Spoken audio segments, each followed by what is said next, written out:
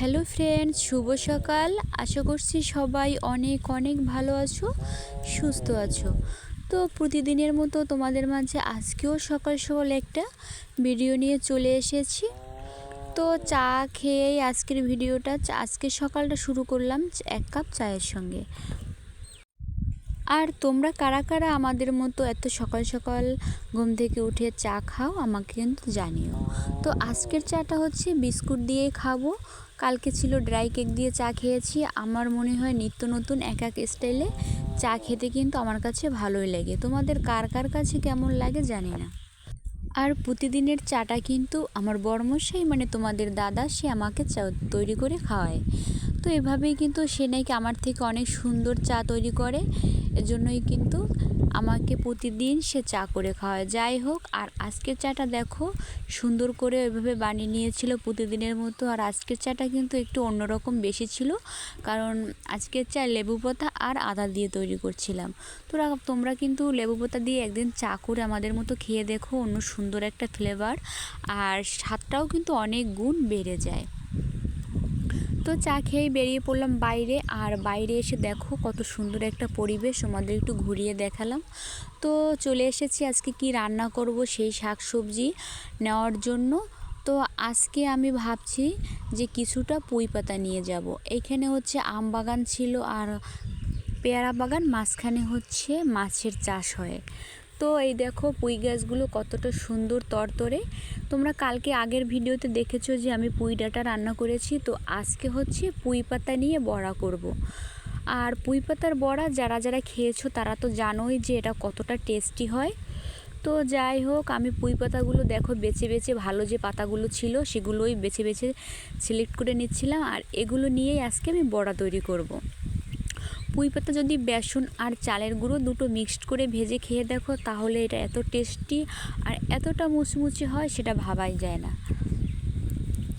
এরকম বৃষ্টির দিনে পুঁই পাতার বড়া কিন্তু খেতে অনেক মজার হয়। তো বাড়িতে এসে দেখো আমি এখন মাছগুলো কেটে নেব। মাছগুলো ফ্রিজে ছিল, আমি বের করে রেখে দিয়ে গেছিলাম। আর এই মাছগুলো ছিল পুকুরের ধরা খড়ুম মাছ। খড়ুম মাছ কার কার পছন্দ খেতে আমাকে কিন্তু কমেন্ট করে জানাবে। তো দেখো আমি মাছগুলো কেটে কিন্তু আমার রান্নার জন্য প্রস্তুত করে নিয়েছি। আর আজকের রান্নায় থাকছে হচ্ছে খড়ুম মাছ আর পুঁই পাতার বড়া, পিঠা সোনার জন্য ডিম ভাজি। আজকে এগুলোই রান্না করব। এই পর্যন্তই। প্রচণ্ড বাইরে মেঘ করেছে, আমিও সেজন্য রান্নায় প্রচণ্ড তাড়া দিচ্ছিলাম, কারণ রান্না শেষ করে একদম বেরিয়ে পড়ব। কারণ ঝড় বৃষ্টি শুরু হলে কিন্তু গ্রামে মাটির চুলায় রান্না করতে প্রচণ্ড অসুবিধে হয়।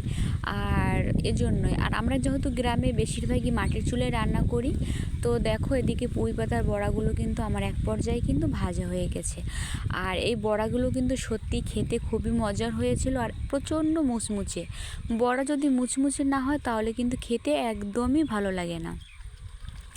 আর এদিকে পিঠা সোনার জন্য দুটো ডিম আমি ভেঙে নিয়েছি, কারণ দেশি মুরগির ডিম একটু ছোট সাইজের ছিল, এর জন্য 2 পিস ডিমই আমি নিয়ে ওর জন্য ভাজতে দিয়েছি। প্রতিদিনে আমি কিন্তু ওকে ডিম আর দুধ এটা রেগুলার খাইয়ে যাই। যেহেতু ও মাছটা একটু অল্প খায়, সেজন্য তার শরীরে সেই মাছের ঘাটতিটা যাতে না থাকে, এজন্য ডিম দুধটা আমি প্রতিদিনই খাওয়ানোর চেষ্টা করি।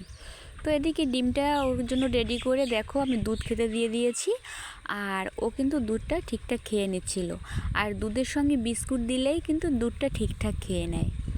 প্রচণ্ড এখনও খাবার নিয়ে বায়না, আর এজন্য কিন্তু আমার সংসারের পাশাপাশি কাজগুলো ওকে নিয়ে সামলাতে আরও বেশি কষ্ট হয়, কারণ ওকে এখনও আমার খাইয়ে দিতে হয়, খেতে চায় না বলে সমস্ত খাবার টাইমলি টাইম খাইয়ে দিতে হয়। তো বাইরে প্রচণ্ড বৃষ্টি থাকায় দেখো এদিকে আমি আজকে এই যে খাওয়ার জন্য বাদাম নিচ্ছিলাম, কারণ বৃষ্টি পড়লে কিন্তু বাদাম খেতে আমার অনেক ভালো লাগে। আর তোমাদের কার কার ভালো লাগে আমাকে অবশ্যই কিন্তু কমেন্টে জানাবে। তো আজকে দেখো মা মেয়ে দুজনে মিলে বাদামগুলো খুলে নিচ্ছিলাম। তোমরা যারা আমার আগের ভিডিও ফলো করেছো তারা কিন্তু দেখেছো যে আমাদের জমিতে কিন্তু অনেকগুলো বাদাম হয়েছে। আর সেই বাদামগুলোই কিন্তু এখন বৃষ্টিকাল শুরু হয়ে গেছে, আর বৃষ্টি পড়লেই কিন্তু এভাবে মাঝে মাঝে ভাজবো। তো দেখো বাদামগুলো সুন্দর ভেজে নিচ্ছিলাম। আর সমস্ত বাদাম কিন্তু আমরা এভাবে খুলেই ভেজে থাকি, তাহলে যখনই মন চায় খোসা ছাড়িয়ে কিন্তু খাওয়ার ঝামেলা একদমই হয় না। তো এইভাবে করে করে অল্প টাইমের মধ্যেই দেখো সমস্ত বাদাম আমার ভাজা শেষ হয়ে গেছে। তো আজকের ভিডিওটি এ পর্যন্তই, দেখা হবে নেক্সট ভিডিওতে। সেই পর্যন্ত সবাই ভালো থেকো, সুস্থ থেকো, টাটা।